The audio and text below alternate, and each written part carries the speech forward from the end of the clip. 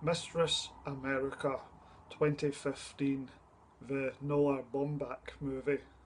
He appears to understand pacing, as in keep the movies short, have the characters talk a lot of interesting stuff, and just don't meander, don't muck around, just get to the point.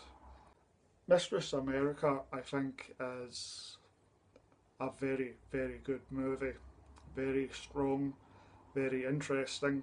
I have seen it 8 times. Strangely, the movie was deemed worthy of getting a release into British cinemas, but has never had a physical release in the UK.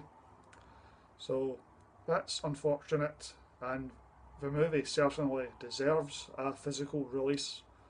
If you're willing to go into all the details and talk about like the story and the thematics and the individual details of the story, there is a lot to say, but that's not what I do in these reviews. I just deal with the general overall, this worked, that did not work. It's an entertaining, fun movie with interesting characters, good acting, good direction.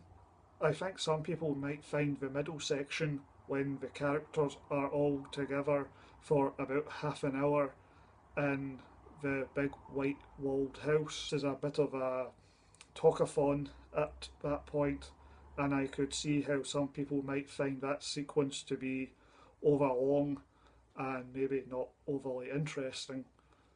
But I disagree.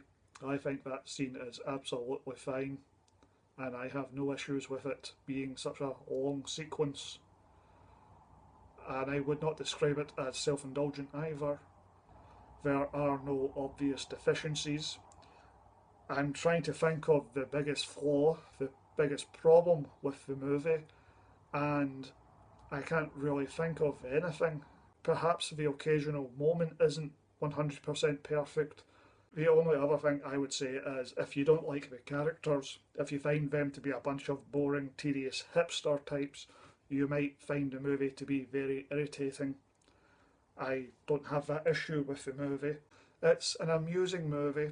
It's holding up very, very well to multiple viewings. I still laugh quite a bit at the more absurd moments. It is a very interesting, very worthwhile movie. I would give it 9 out of 10.